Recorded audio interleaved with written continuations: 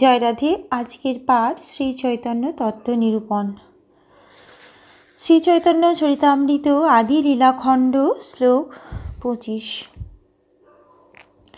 ভক্তিযোগে ভক্ত পায় যাহার দর্শন, সূর্য যেন সবিগ্রহ দেখে দেবগণ। স্বর্গের দেবতারা যেমন সূর্যদেবকে প্রত্যক্ষভাবে দর্শন করেন, ভক্তিযোগে ভগবত ভক্তও সেই রকমভাবে পরমেশ্বর ভগবানকে দর্শন করতে পারেন। পরমেশ্বর ভগবানের নিত্য শাশ্বত রূপ রয়েছে, যা জড় চক্ষুর দ্বারা দর্শন করা যায় না, অথবা মনোধর্ম প্রসূত জল্পনা কল্পনার দ্বারা উপলব্ধি করা যায় না। কেবলমাত্র দিব্য ভগবত সেবার মাধ্যমে ভগবানের চিন্ময় রূপ উপলব্ধি করা যায়। এখানে সূর্যদেবের সবিশেষ রূপ দর্শনের সঙ্গে ভগবানের চিন্ময় রূপ দর্শনের তুলনা করা হয়েছে। আমরা যদিও আমাদের জড়চক্ষুর মাধ্যমে সূর্যদেবের সবিশেষ রূপ দর্শন করতে পারি না, কিন্তু তিনি সবিশেষ সত্তা সম্পন্ন এবং স্বর্গের দেবতারা তার রূপ দর্শন করতে পারেন। কারণ সূর্যদেবের দেহ নির্গত যে রশ্মি ছটাটা তাকে আবৃত করে রেখেছে, সেই রশ্মি ছটার আবরণ ভেদ করে সূর্যদেবকে দর্শন করা উপযুক্ত চক্ষু তাদের রয়েছে। যারা প্রকৃতির নির্দেশনায় পরিচালিত প্রতিটি গ্রহেরই নিজস্ব একটি পরিবেশ রয়েছে, তাই কোনো বিশেষ গ্রহে যেতে হলে সেখানকার পরিবেশের উপযোগী একটি বিশেষ দেহের প্রয়োজন হয়। পৃথিবীর মানুষেরা হয়তো চন্দ্রলোকে গিয়ে থাকতে পারে, কিন্তু স্বর্গের দেবতারা অনায়াসে অগ্নিময় সূর্যালোকে প্রবেশ করতে পারেন। পৃথিবীর মানুষের কাছে যা অসাধ্য, স্বর্গের দেবতাদের কাছে তা সহজলভ্য, কেননা তাদের শরীর ভিন্ন ধরনের এবং উচ্চ ক্ষমতা সম্পন্ন। তেমনি পরমেশ্বর ভগবানকে দর্শন করার জন্য ভগবত প্রেমের অঞ্জনে রঞ্জিত চিন্ময় চক্ষুর প্রয়োজন।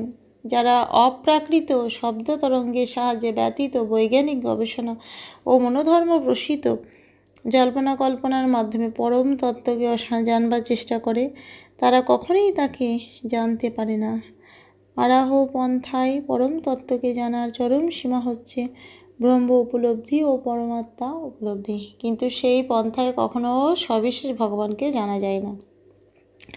জ্ঞান যোগ মার্গে তারে ভজে যে সব ব্রহ্ম আত্মরূপে তারে করে অনুভব। জ্ঞান মার্গে অথবা যোগ মার্গে যারা তার ভজনা করে, তারা তাকে যথাক্রমে ব্রহ্মরূপে ও পরমাত্মা রূপে উপলব্ধি করে। যারা জ্ঞান মার্গ অবলম্বন করে পরম তত্ত্বকে জানার চেষ্টা করে অথবা অষ্টাঙ্গ যোগের মাধ্যমে পরম তত্ত্বের ধ্যান করে, তারা যথাক্রমে পরমেশ্বর ভগবানের দেহ নির্গত রশ্মি ছটার রূপ নির্বিশেষ ব্রহ্ম এবং অন্তর্যামী পরমাত্মাকে উপলব্ধি করতে পারে। কিন্তু এই ধরনের আধ্যাত্মবাদীরা কখনোই ভগবানের সচ্চিদানন্দ স্বরূপ দর্শন করতে পারে না।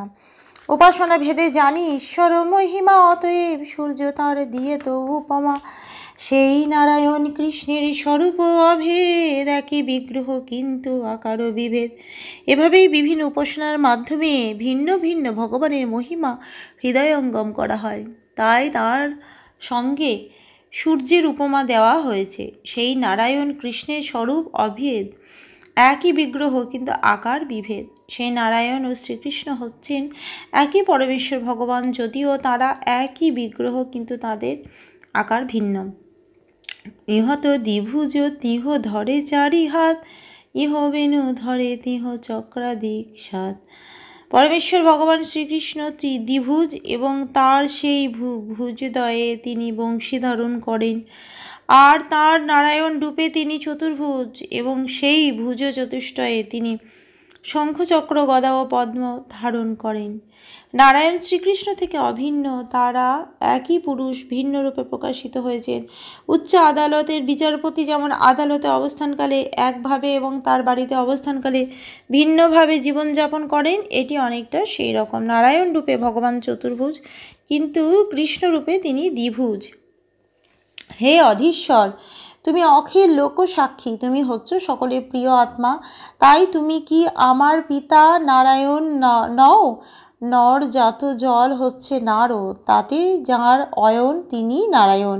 তিনি তোমার অঙ্গ অর্থাৎ অংশ, তোমার অংশরূপ কারণোদ্যক সায়ী বিষ্ণু, ক্ষীরোদ্যক সায়ী বিষ্ণু ও গর্ভোদ্যক সায়ী বিষ্ণু কেউই মায়ায় অধীন নন, তারা সকলেই মায়াধীশ, মায়াতীত পরম সত্য।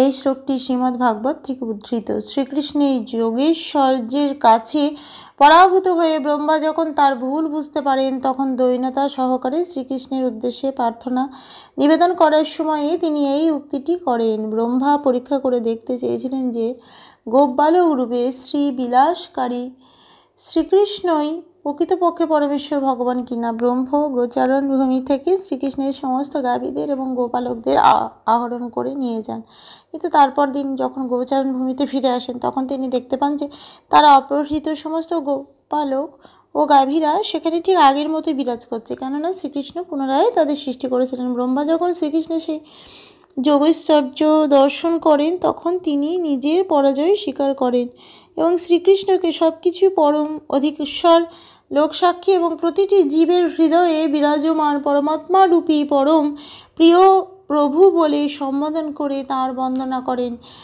এই শ্রীকৃষ্ণই হচ্ছেন ব্রহ্মার পিতা নারায়ণ, কারণ শ্রীকৃষ্ণের অংশ প্রকাশ গর্ভোদ্যক সায়ী বিষ্ণু গর্ভ সমুদ্রে শয়ন করে তার নাভি পদ্ম থেকে ব্রহ্মাকে সৃষ্টি করেছিলেন, কারণ সমুদ্রে শায়িত মহাবিষ্ণু এবং প্রতিটি জীবের হৃদয়ে পরমাত্মা রূপে বিরাজমান ক্ষীরোৎসায়ী বিষ্ণু এ পরমেশ্বর ভগবানের চিন্ময় অংশ প্রকাশ।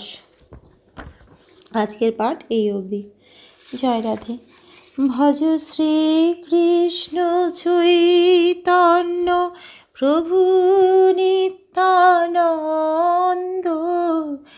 শ্রী অদ্বৈত গদাধরে শ্রীবাসাদি গৌর ভক্ত বৃন্দ। হরে কৃষ্ণ কৃষ্ণ কৃষ্ণ হরে হরে, হরে রাম রাম রাম হরে হরে। জয় রাধে জয় রাধে জয় রাধে জয় রাধে। জয় রাধে।